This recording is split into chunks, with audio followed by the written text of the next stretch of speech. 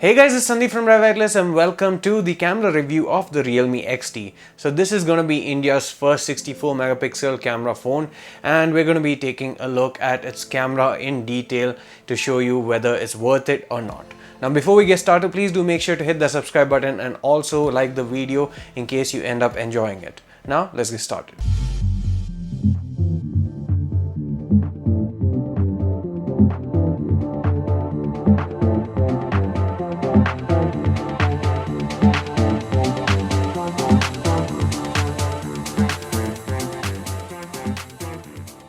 Take the Realme 5 Pro camera setup and replace the primary 48 megapixel camera with a brand new 64 megapixel 1x1.72 inch Samsung GW1 sensor with f1.8 aperture and 0.8 micron pixel size, and you get the XT camera setup.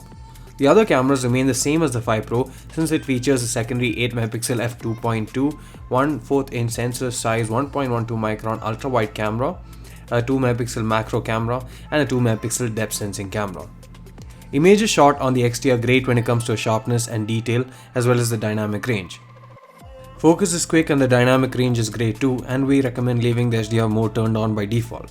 The color science could have been a bit better though, as it does tend to oversaturate some scenes, particularly when there's a lot of nature and landscapes involved. Images are given in 16 megapixels of resolution by default as a result of pixel binning.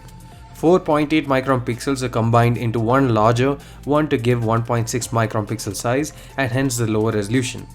You can shoot in 64 megapixel resolution as well, and the file sizes are quite a bit larger, around 3x the size of regular 16 megapixel pixel bin photos. Usually there's more detail on the pixel bin photo, but in the case of the XT, like the Realme 5 Pro, the larger resolution, that is the 64 megapixel photos, carry more detail and sharpness compared to the 16 megapixel ones. There's ever so slightly more noise, but in most scenes, especially in good light, it's hard to tell the difference. The ultra-wide angle camera helps to capture a more dramatic field of view compared to a regular camera, but the images are softer and aren't as detailed. At times there's also a difference in terms of the saturation and color tone between both the primary camera and the ultra-wide angle camera. This was also an issue on the Realme 5 Pro, and while they've reduced it to a great extent, in some rare instances is very tangible here too. Coming to a portrait mode, the edge detection is good but isn't perfect.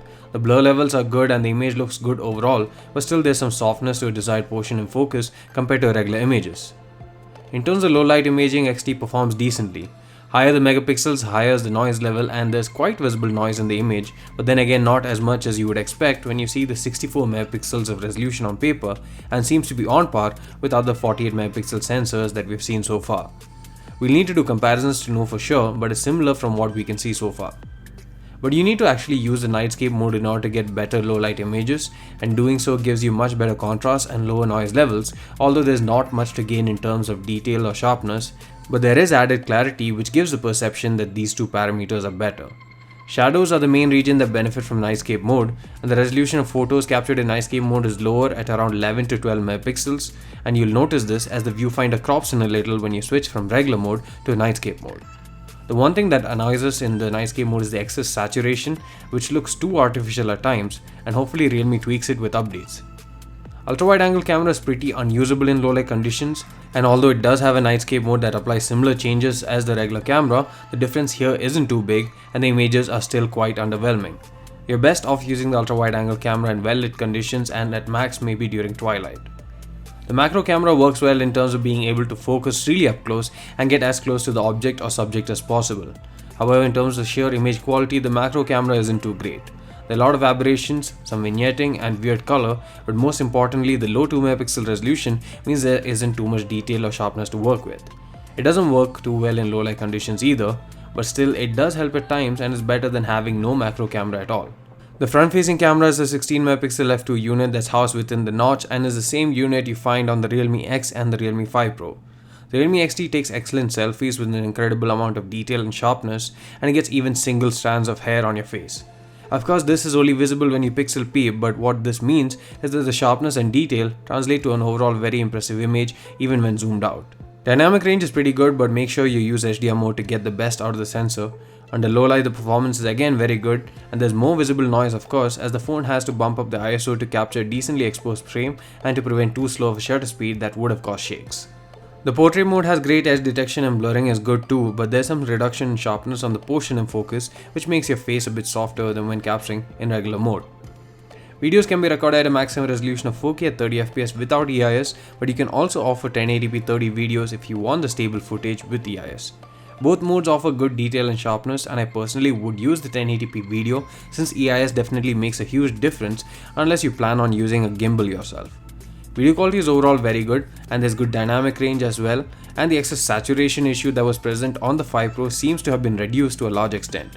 Additionally, you can also capture 1080p 60fps videos without EIS, but it's shaky too since there's no stabilization, but the main issue was the drop frames.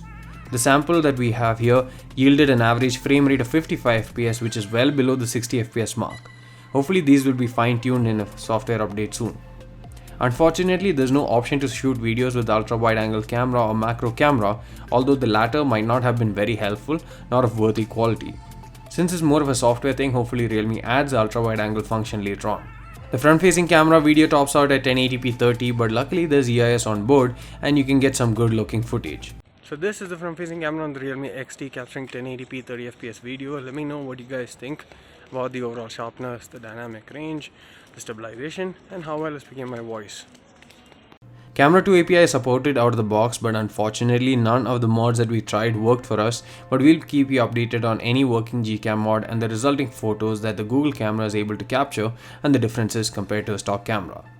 Overall, the Realme XT is perhaps my favorite camera phone in this price range, as it provides good quality output in photos and videos while also giving some versatility with the help of the ultra wide and macro cameras. I'm sure that once we have the Gcam mod running, the samples and quality will be even better. That's it for this video guys, we hope you enjoyed it. See you again in the next one. Thanks for watching.